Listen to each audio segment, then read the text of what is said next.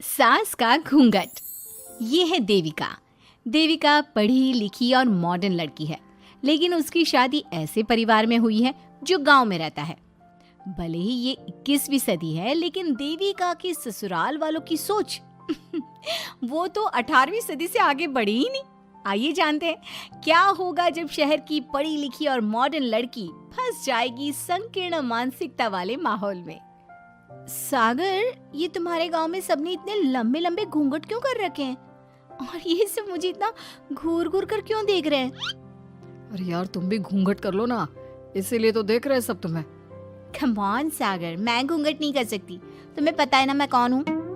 लेकिन देविका, मेरे पिताजी, चाचा जी, बड़े भैया और जीजा जी ने तुम्हें बिना घूंघट के देख लिया ना तो बहुत गुस्सा होंगे और न जाने कौन कौन से फरमान सुनाएंगे। घर चलो, देखा जाएगा जो होगा। सागर देविका से कई बार कहता है कि वो घूंघट कर ले, लेकिन देविका सागर की नहीं सुनती और अपने ससुराल के दरवाजे पर पहुंच जाती है। जब देविका वहां पहुंचती है तो देखती है कि उसकी सास बिमला, चाची सास कम्मो और जेठानी सुजाता ने लंबा सा घूंघट कर रखा था, पर उनकी ननद वीना ने घूंघट नहीं किया हुआ था। लेकिन हाँ, उसने सर पर सलीकी के साथ दुपट्टा जरूर ओढ़ा हुआ था। सागर अपनी पत्नी को सबसे मिलवा रहा होता है, तभी सागर के पिता जोगिंदर बोलते हैं, सागर, तूने बहू को इस घर के तौर तरीके नहीं समझा। हमारे घर की औरतें बिना घूंघट के किसी पर आए मर्द के सामने नहीं आती और तू इसे ऐसे ही ले आया। पिताजी, मैं समझा दूंगा। वो नई नई शहर से आई है ना, इसलिए उसे पता नहीं है। सागर की बात सुनकर उसके चाचा जी महेंद्र बोलते हैं, ये बात तो तुझे गांव में कदम रखते ही अपनी बीवी को समझानी चाहिए थी। हमारा गांव में बहुत नाम है। तेरी बीवी ऐसे गांव भर में घूमेगी तो क्या इज्जत रह जाएगी हमारी। ये बोलकर जोगिंदर और महेंद्र वहां से चले जाते हैं। शाम को घर की सारी औरतें खाने की तैयारी करती है। खाना तैयार हो जाता है, लेकिन घर की कोई भी औरत खाना नहीं खाती। बहुत रात हो जाती है, तब देविका कहती है, सासू माँ, खाना बने हुए तो देर हो गई, रात भी बहुत हो गई है, हम लोग खाना क्यों नहीं खा रहे हैं? अरे बहू, ये क्या बोल रही हो? हमारे यहाँ घर की औरतें तब तक खाना नहीं खाती जब तक घर के मर्द खाना ना खा ले। लेकिन इतनी देर हो गई, आप सबको भूख नहीं लग रही क्या? तभी देविका की जेठानी सुजाता कहती है, लग तो रही है, लेकिन यहाँ की यही रीत है, ये निभानी तो पड़ेगी ना। भाभी जी, ये रीत नहीं है, औरतों को प्रताड़ित करने का एक तरीका है। अगर इस घर के आदमी पूरी रात नहीं आए तो पूरी रात खाना नहीं खाओगी क्या? देविका ये बोलकर सीधा सागर के पास जाती है। सागर उसे समझाता है, देविका, यहाँ ऐसा ही होता है, तुम थोड़ा सब्र कर लो, पिताजी और चाचा जी आते ही होंगे, फिर हम सब खाना खाएंगे। सागर देविका को समझा ही रहा था, तभी देविका की ननद वीना आकर कहती है, सागर, खाना खाने आ जाओ, पिताजी और चाचा जी आ गए हैं। चलो देविका, तुम्हारा इंतजार खत्म हुआ।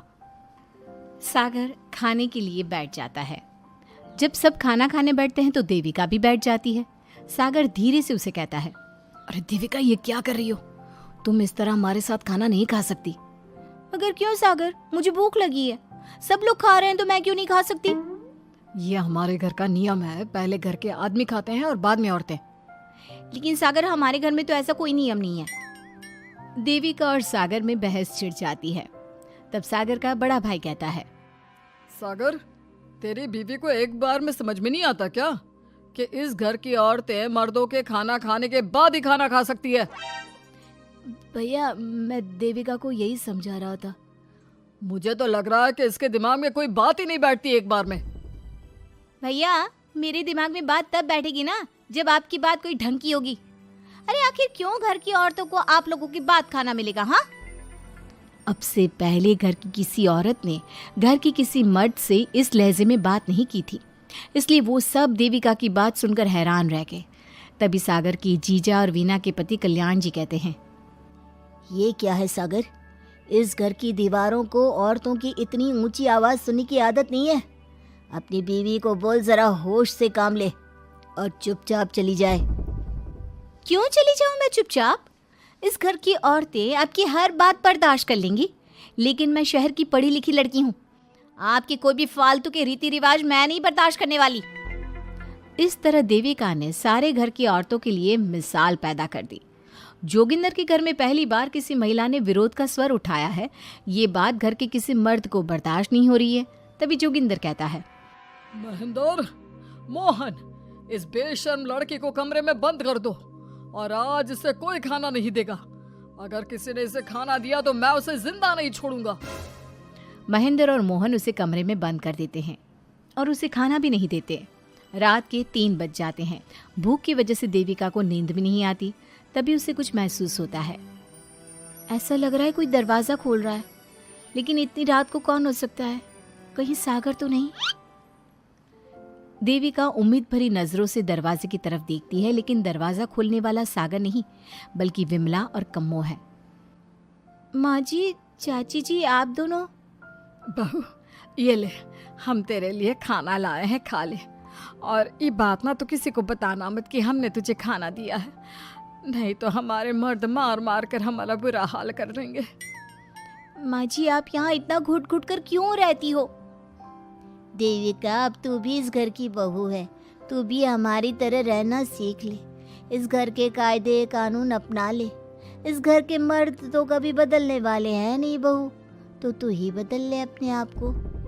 माँ जी, बदलाव अच्छे के लिए हो तो हमें बदलना चाहिए, बेकार और बेतुकी बातों का तो विरोध करना चाहिए। दोनों ने देविका को समझाने की कोशिश की, लेकिन देविका ने उल्टा उन्हें ही समझा दिया। इसी तरह एक दिन देविका किसी बात पर जोर जोर से हंस रही थी। तभी देविका की सास विमला ने उसे टोकते हुए कहा, अरे बहू, तू इतनी जोर जोर से क्यों हंस रही है? हमारे घर की औरत इतनी जोर जोर से नहीं हंसती। विमला अपनी बहू को समझा रही थी कि तभी महेंद्र बोलता है, अरे कम्मो, कौन है ये औरत जो बेशर्मों की तरह जोर जोर से हंस रही है? तभी कम्मो और देविका बाहर आ जाती हैं। जी वो मैं हंस रही थी चाचा जी, अब आप लोग हंसने पर भी पाबंदी लगाओगे क्या? तुम जैसी बदतमीज लड़कियों से मैं बात नहीं करना चाहता, लेकिन कान खोलकर सुन लो, इस घर की औरतें इतना जोर जोर से नहीं हंसती। और हाँ, तुम्हें पहले ही बता चुके हैं कि इस घर की दीवारों को औरतों की तेज आवाज सुनने की आदत नहीं है। इस घर की दीवारों को आदमियों की ऊंची आवाज सुनने की आदत है, लेकिन औरतों की नहीं। चाचा जी, आपके घर की दीवारें तो बहुत दोगली है। हर पाबंदी औरतों के लिए क्यों चाचा जी? औरतें ये नहीं कर सकती, औरतें वो नहीं कर सकती। औरतें सांस ले सकती है या उस पर भी पाबंदी है? चुप हो जाना बहू, मत बोल और घूंघट कर ले। ये तेरे चाचा ससुर है, थोड़ा तो लिहाज कर। कम्मो के समझाने पर भी देविका चुप नहीं होती।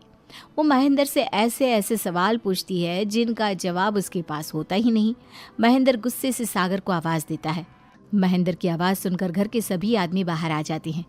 जी चाचा जी, आपने बुलाया? अपनी मुंह जोर बीवी को यहाँ से ले जाने तो कुछ अनर्थ हो जाएगा। क्या हुआ चाचा जी? तेरी बीवी जिस तरह से मुझसे बात कर रही है, छोटे बड़े की तमीज नहीं है इसे। कम से कम 7 दिन तक ये कमरे से बाहर नहीं निकलनी चाहिए। अगर इसे मैंने कमरे से बाहर देख लिया तो किसी की खैर नहीं, समझे? पर मैंने कुछ गलत नहीं बोला। सागर, जो सच है मैंने वही कहा है। देविका, चलो मेरे साथ। लेकिन सागर, मेरी बात तो सुनो। सागर देविका को वहां से ले जाता है। इसी तरह से कई दिन बीत गए। अब देविका अपने ससुराल में हर गलत बात का विरोध करने लगी, लेकिन जितना ज्यादा वो विरोध करती, उसके ससुराल वाले उस पर उतना ही ज्यादा अत्याचार करते। अब देखना यह है कि देविका अपने ससुराल वालों के अत्याचार को यूं ही सहती रहेगी। क्या उसके ससुराल में घूंघट में औरतों का दम इसी तरह घुटता रहेगा? अगर आप इन सवालों के जवाब जानना चाहते हैं ना, तो हमें कमेंट करके ज़रूर बताइएगा। और हमारी स्टोरी को लाइक, शेयर और चैनल को सब्सक्राइब करना ना भूलें।